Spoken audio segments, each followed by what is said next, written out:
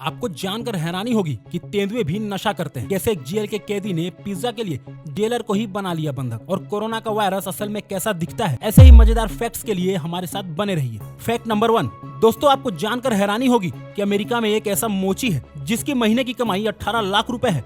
Don ward नाम का यह मोची मैनहट्टन में एक सड़क किनारे अपनी दुकान लगाता है, जहां इसे जूता पॉलिश करवाने के लिए लोगों की लंबी कतार लगी रहती है। एक दिन में डॉन वार्ड लगभग 60,000 कमा लेता है। दरअसल इसकी कमाई का राज यह है कि डॉन वार्ड जूते पॉलिश करने के साथ ही कॉमेडी भी करता है, तो लोग जूते पॉलिश करवाने के साथ ही हंसी के दो पल पाने के लिए भी इनके पास आ जाते हैं। फैक्ट नंबर 2 बॉल पेन को लेकर है। तो दोस्तों पेन हमारे जिंदगी का अहम हिस्सा है, जिसका यूज आपने भी किया होगा, लेकिन क्या आपने कभी सोचा है कि यह पेन एक्चुअल में वर्क कैसे करता है, या फिर माइक्रोस्कोप से जूम करने पर यह पेन एक्चुअल में कैसा दिखता है। जब माइक्रोस्कोप के नीचे पेन को जूम करके देखते हैं तो उसकी नीब के आगे एक छोटा सा बॉल लगा हुआ होता है, जो कि बिल्कुल गोली की तरह दिखता है, जिसे लिखते वक्त पेन के चलने के साथ यह भी घूमता है, पर इसका घूमना हमारी आंखों से नजर नहीं आता। और जब भी हम किसी कागज पर पेन से लिखते हैं तो इसी बॉल के घूमने से पेन का इंक कागज पर आता है और हमें कंटिन्यू लाइनिंग दिखता है। इसलिए इसका नाम बॉल पेन है, क्योंकि बिना बॉल के पेन चलेगा ही नहीं। तो देखा आपने इतने बड़े पेन में छोटी सी बॉल का कितना अहमियत है। फैक्ट नंबर 3, बिल्कुल इंसानों की तरह तेंदुए भी नशा करना पसंद करते हैं। वो कई बार अपने फ्री टाइम में ऐसा करते हैं। दरअसल बेनिस्टेरियोप्सिस केपी नाम के प्लांट को ढूंढते हैं और उसकी जड़ों को खोदते हैं और तोड़ के उसमें एक टाइप का लिक्विड पीते हैं, जिसे उन्हें नशा जैसा फील होता है। फैक्ट नंबर 4, कल्पना कीजिए कि अगर किसी जेल में कोई कैदी जेल ऑफिसर के गले पर चाकू रखकर उसे बंधक बना ले, तो फिर उस कैदी की डिमांड क्या होगी। ऑब्वियसली वह कैदी ऑफिसर को बंधक बनाकर जेल से निकलने की कोशिश करेगा। लेकिन स्वीडन में एक जेल में ऐसा नहीं हुआ। हॉलबे जेल में हत्या के आरोपी 2 कैदियों ने चाकू के दम पर जेल ऑफिसर को बंधक बना लिया। जब इन कैदियों से नेगोशिएशन की गई, तब उन दोनों ने ऑफिसर को छोड़ने के बदले 20 पिज्जा की मांग की। कैदियों की डिमांड सुनकर पुलिस ऑफिसर भी हैरान रह गए, लेकिन जल्द ही उन दोनों की डिमांड पूरी कर दी गई।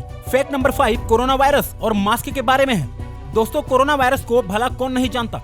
इसने पिछले कई सालों से पूरी दुनिया के नाक में दम कर रखा है, इसलिए आज भी हर कोई मास्क लगाकर चलता है। पर क्या आपने कभी सोचा है कि कोरोना वायरस आखिर दिखता कैसा है? इसको टेस्ट करने के लिए कोरोना वायरस पॉजिटिव पेशेंट का मास्क लेकर माइक्रोस्कोप से देखा गया, जिसमें जाहिर सी बात है कि कोरोना वायरस होगा। तो मास्क में वायरस ढूंढने के लिए जब माइक्रोस्कोप के नीचे मास्क को रखा गया तो इतना ज्यादा गहराई तक जूम करता गया, तो बिल्कुल लास्ट स्टेज में तब जाकर कहीं ये एंड में वायरस और जर्म्स दिखने लगे, जो कि बिल्कुल डरावना सा लग रहा था।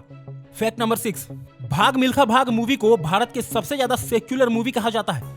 जैसे कि इस मूवी को हिंदू व्यक्ति ने बनाया है और एक सिख व्यक्ति की बायोपिक है, और इसमें एक्टिंग करने वाला व्यक्ति मुस्लिम है, जिनको एक क्रिश्चियन व्यक्ति ने ट्रेनिंग दी थी। इसके लिए एक लाइक तो बनता है। फैक्ट नंबर 7, दोस्तों मोबाइल का यूज तो हम रोजाना करते हैं, पर आपने कभी सोचा है कि मोबाइल में डिस्प्ले आखिर कैसे आता है?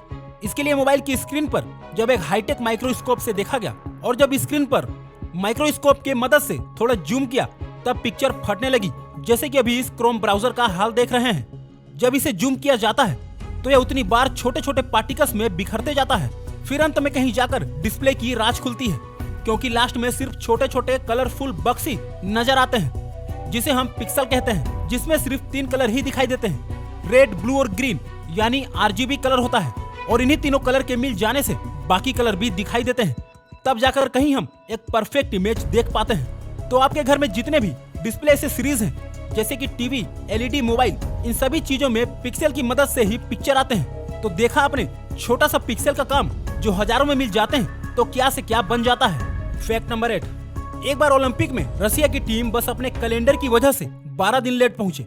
1988 मोस्टली के ओलंपिक में रसिया जब 12 दिन लेट पहुंची थी, तब मोस्टली ओलंपिक में गेम खत्म हो चुके थे।